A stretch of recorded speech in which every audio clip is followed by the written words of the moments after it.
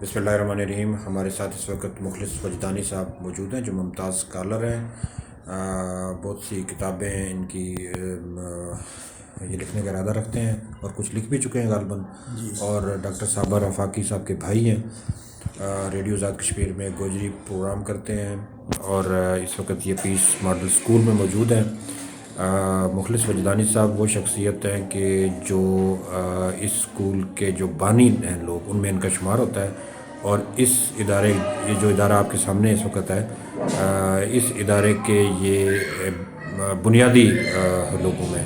مخلص صاحب شروع میں جب یہ پیس ماڈل اسکول بنا آپ نے جو دیکھا اس وقت کے حالات اور اس وقت کا کام ہمارے دیکھنے والوں کو بتائیے. سید صدیقی صاحب بہت بہت شکریہ. میں آج آپ کے اس ادارے اسکول میں حاضر ہوا, آپ سے ملاقات ہوئی تو ایسا ہے کہ یہ وہ وقت ہے جب زلزلہ ہوا اور اس کے بعد ہمارے یہاں کوئی بھی ادارہ نہیں تھا, کوئی یونیورسٹی نہیں ہے, کوئی پرائیویٹ ادارہ نہیں ہے جو بچوں کو یہ تھوڑی سی بھی تعلیم کی طرف توجہ دلاتا. پھر یہ کہ بچے عام طور پر ہو گئے تھے آوارہ طرح کے, کیونکہ پڑھانے والا کوئی تھا نہیں. لوگ بڑے پریشان تھے کہ کیا کرے, کوئی ادارہ ہے نہیں ہے. تو ان دنوں میں آپ کا یہ کارنامہ میں سمجھوں گا بہت آپ نے کام کیا کہ یہاں یہ ادارہ قائم کیا آپ نے, بے شک چھوٹے پیمانے پر, لیکن ایسا ہوا کہ اس میں پھر وہ ترانہ جو لکھا گیا کہ یہ اسکول ہمارا ہے. جی یہ ہم نے ترانہ بھی تھا.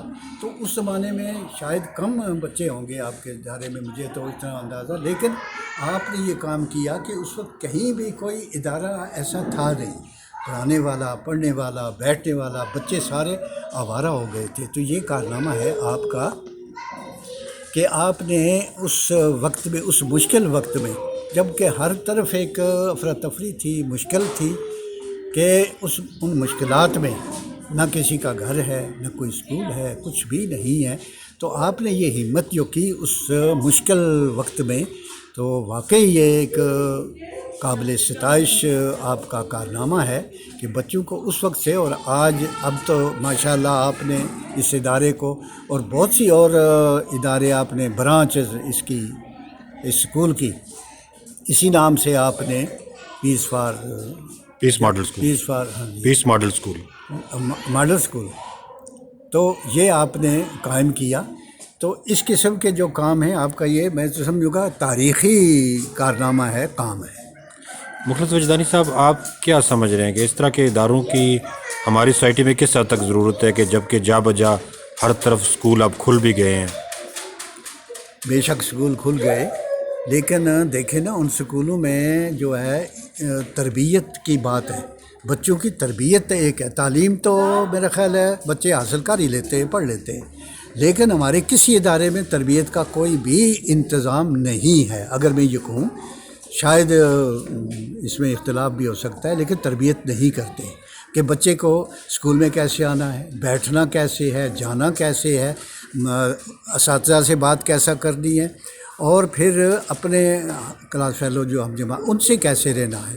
ہمیں عام طور پر یہ عجیب سی بات ہے کہ بچے کو بلائیں, اگر نام دیں تو آگے وہ کہے گا ہوں ہاں. یہ غلط بات ہے, یہ بد اخلاقی میں آتی ہے. آگے سے بچہ جی نہیں, اس لیے کہ ہمیں تربیت دی گئی نہیں ہے. ہمیں تربیت کسی نے نہ گھر سے ہے اور نہ اسکول میں. اسکول میں بھی آتے ہیں کہ اچھا, اسکول میں ایک یہ زمانہ بھی میں نے دیکھا کہ بغیر نصاب کے یعنی نصاب کی کتابوں کے علاوہ اگر کسی کے پاس کوئی اچھی کتاب بھی ہے تو ٹیچر صاحب کہتے تھے کہ خبردار اس کو ہاتھ لگانا. یہ بالکل میرے ساتھ بھی ہوا.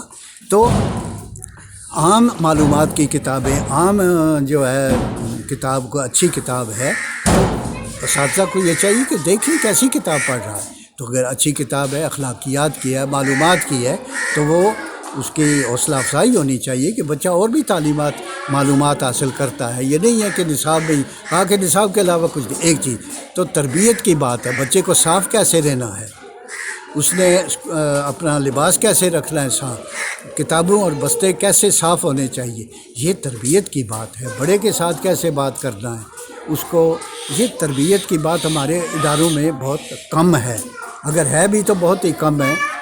لیکن یہ اور ضرورت اس بات کی ہے یقیناً کہ ایسے ادارے، ایسے اساتذہ، یہ بھی میں کہوں اساتذہ میں بھی شاید وہ بات پوری طرح نہ ہو سب میں۔ استاد ٹھیک ہے، استاد کا اپنا مقام ہے، وہ ہے، لیکن شاید پوری طرح وہ پڑھانے کے اور اس میں وہ دلچسپی نہ ہو، یا جو کوئی بھی بات ہو، تو اساتذہ کو بھی چاہیے کہ بچے کی تربیت کریں۔ دیکھیں یہ استاد ہی تھے کہ علامہ اقبال کو اقبال بنایا ہے، ورنہ یہ تو مشہور بات ہے کہ علامہ اقبال دیر سے گئے اور آگے انہوں نے پوچھا ان کے استاد نے کہ اقبال دیر سے آئے ہو، تو انہوں نے کہا جی اقبال دیر ہی سے آتا ہے۔ اگر کوئی میرے جیسا یہاں کا کوئی آدمی استاد تو وہ کہتے کان پکڑاتا، کہتا ہے ہاں میرے سامنے یہ بات کرتے ہو کہ دیر سے، لیکن استاد چونکہ استاد تھے تو انہوں نے سمجھا کہ بچہ تو ٹھیک کہتا ہے کہ انسان کی جو ترقی ہے وہ دیر سے ہی ملتی ہے، اور اقبال کو شاباش دی، اور اقبال پھر انہی اساتذہ کی پرورش سے استاد علامہ بنے اور اقبال بنے، اور پوری دنیا میں ان کا نام روشن۔ مخلص وجدانی صاحب، امن اور تعلیم یہ کیسے ایک دوسرے کے لیے لازم و ملزوم یا ایک دوسرے کا مقصد آگے بڑھانے کا ذریعہ ہے؟ تعلیم جہاں ضروری ہے تو پھر عمل بھی اس پر ضروری ہے نا جی، کہ اس کے مطابق اگر ہم کام کریں گے، تعلیم تو مل گئی، وہ تو کتاب سے مل گئی، لیکن جو ہم نمونہ دیکھتے ہیں، ایک ہمارے آئیڈیل جو چیز ہوتی ہے ہمارے سامنے استاد ہے، استاد کا کردار ایسا ہو کہ بچہ اس کو دیکھ کر ہی سمجھ لے کہ میں نے کیا کام کرنا ہے، کیسے رہنا ہے اور کیسے پڑھنا ہے۔